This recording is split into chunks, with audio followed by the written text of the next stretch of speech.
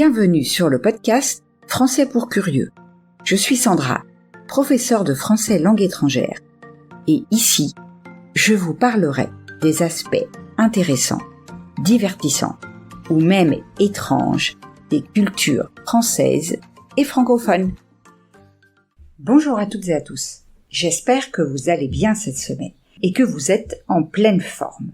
Aujourd'hui, je continue mon exploration dédiée aux femmes ayant eu un impact dans le monde de la mode et ou de la beauté, et je vous parlerai de Vivienne Westwood.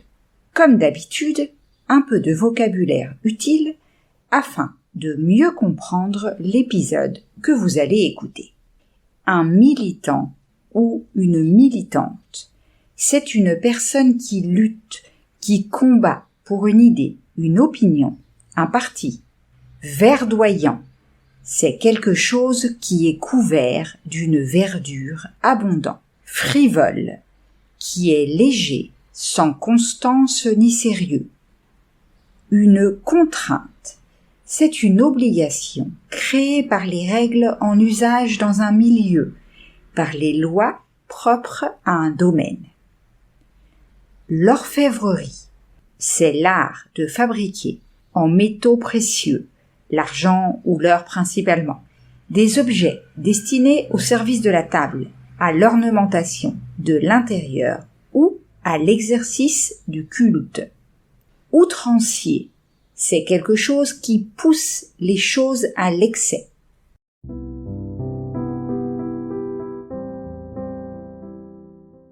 Entrons maintenant dans le vif du sujet. Vivienne Westwood est la créatrice de mode britannique qui a inventé le punk. Militante, engagée et activiste politique, elle est théoriquement ce que l'on appelle une anarchiste.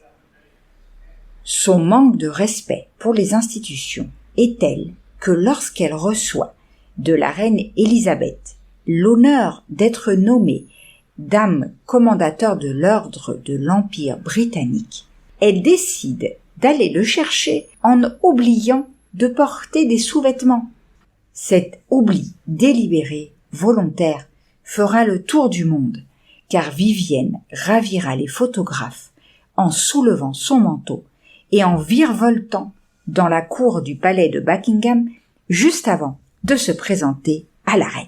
Vivienne Isabel Swire est originaire du Derbyshire, un comté anglais verdoyant, situé dans la région des East Midlands. Elle est née en 1941, en pleine guerre, et la pauvreté de l'Angleterre à cette époque est telle que Vivienne n'a même pas de jouets. La chose qu'elle souhaitait le plus dans son enfance était de posséder une plume de paon. Mais maman Dora et papa Gordon n'avaient pas les moyens de lui offrir un cadeau aussi frivole. Malgré les contraintes, l'enfance de Vivienne est heureuse et lui permet de développer par le jeu un talent précoce de styliste. Chez les Swire, il n'y a pas de gaspillage. Vivienne adore regarder sa mère coudre des vêtements pour elle et ses frères et sœurs, les modelant directement sur le corps de ses enfants pour éviter d'utiliser trop de tissu. À l'âge adulte, Vivienne fait de même et au bureau, on la voit souvent découper le tissu de ses robes en rectangle.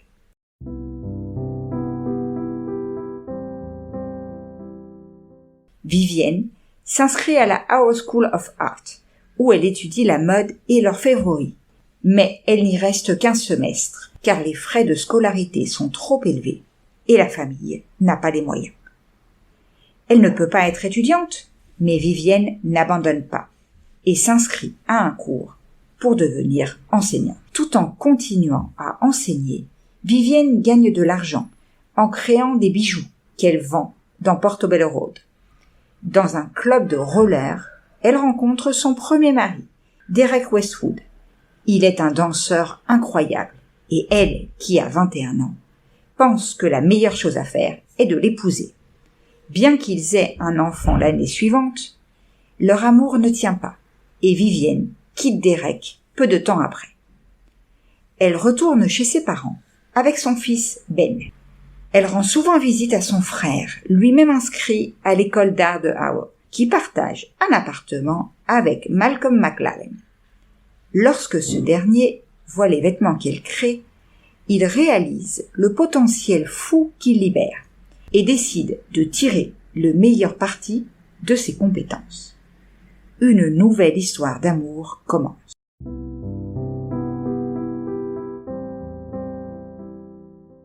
Vivienne tombe enceinte et tous deux pensent que la meilleure solution est d'avorter. Seulement voilà, Vivienne, sortie avec de l'argent pour le faire, revient avec un nouveau manteau et garde le bébé, qu'elle appellera Joseph. Ils sont végétariens et sans le sou, mais ce n'est pas un problème. Ils mangent du riz avec des noix et des légumes qu'ils obtiennent en fouillant dans les ordures du marché ou en volant dans les jardins de leurs voisins. La légende de la naissance du punk est née à Chelsea, au 430 Kings Road, où Vivienne et Malcolm ont ouvert en 1971 un magasin, le leur, qui est devenu une véritable déclaration d'intention. À une époque dominée par le style hippie, ils inventent un monde nouveau, urbain et déchiré, à leur image et leur ressemblance.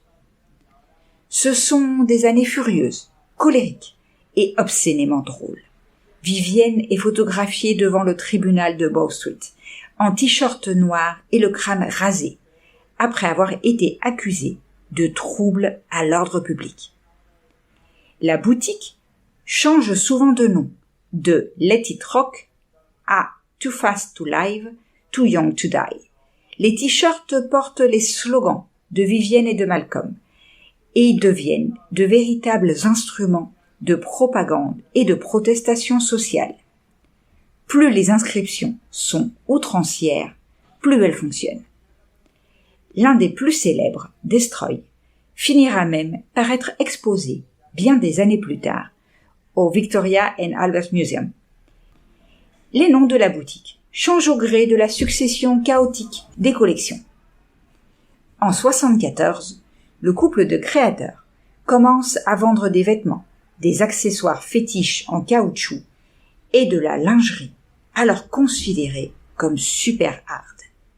Mais le groupe, qui lie le plus son image au centre chaotique de la créativité de Vivienne, est composé de 5 personnes très étranges. Ils s'appellent Johnny Rotten, Steve Jones, Paul Cook, Glenn Matlock et plus tard Sid Vicious. C'est ainsi que naissent les Sex Pistols et il est tout à fait logique que Malcolm devienne leur manager.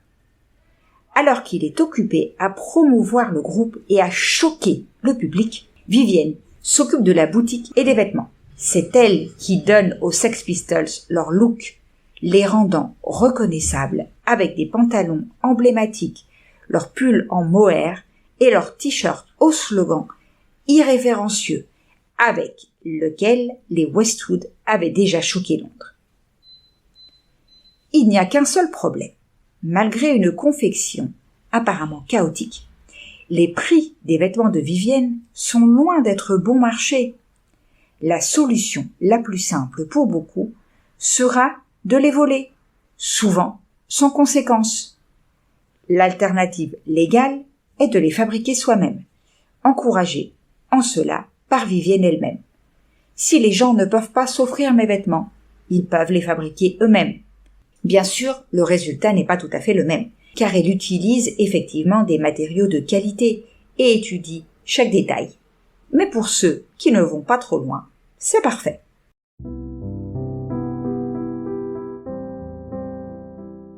Cependant, à un moment donné, le mécanisme de la révolution parfaite, qui rend l'anti-mode à la mode, commence à dérailler.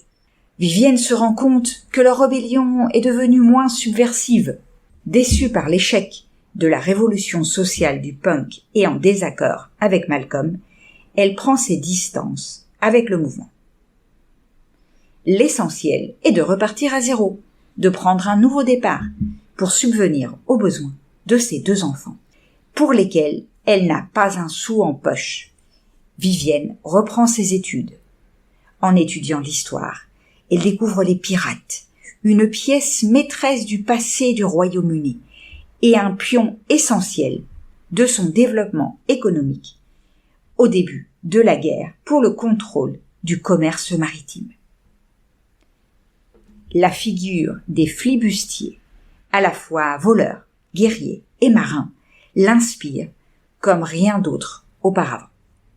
À une époque où les courants créatifs de la mode avaient encore l'habitude de se donner un nom, cette inspiration s'appellera New Romantic et elle sera la première à amener sur les passerelles des éléments intemporels tels que les crinolines, les volants et la dentelle, les corsets et les omniprésentes chaussures à plateforme haute. En 1982, après un partenariat fait de haut et de bas, la relation entre Westwood et McLaren se détériore complètement. Lors de leur rupture, Malcolm, par dépit, lui fait la guerre pour les droits de la marque et fait échouer un contrat qui aurait résolu tous ses problèmes financiers. Elle rencontre alors un manager italien, Carlo Damario, qui devient son compagnon pour quelques années, mais surtout un allié précieux pour la vie, au point qu'il ne cessera jamais d'être le PDG de la marque. Aboutissement d'une vie créative, Vivienne est et reste la créatrice des miracles symboliques. On lui doit la réintroduction de la lingerie apparente, la silhouette en sablier et surtout la résurrection du tartan et du tweed. À l'heure où l'on peut acheter des t-shirts punk dans n'importe quelle grande chaîne de magasins et où les clous et les déchirures, loin d'être encore subversifs, incarnent le conformisme d'un modèle qui a colonisé toutes les boutiques, Vivienne aborde ses 80 ans avec gloire, menant ses 1000 combats sur d'autres fronts, sans jamais descendre de la selle du vélo sur lequel elle se promène à Londres. Sauver le monde est ainsi devenu son job à temps plein. Il est normal de la voir en Antarctique avec Greenpeace ou de l'entendre crier son soutien à Amnesty International. Même ses vêtements respectent son engagement en faveur de la sauvegarde de la planète et des droits des animaux. Les matériaux qu'elle utilise reflètent sa volonté d'être aussi respectueuse de l'environnement que possible. Et lorsque vous entrez dans chacune de ces boutiques à travers le monde, vous lisez ce slogan: Buy less, choose well, make it last. Achetez moins, choisissez bien, faites durer.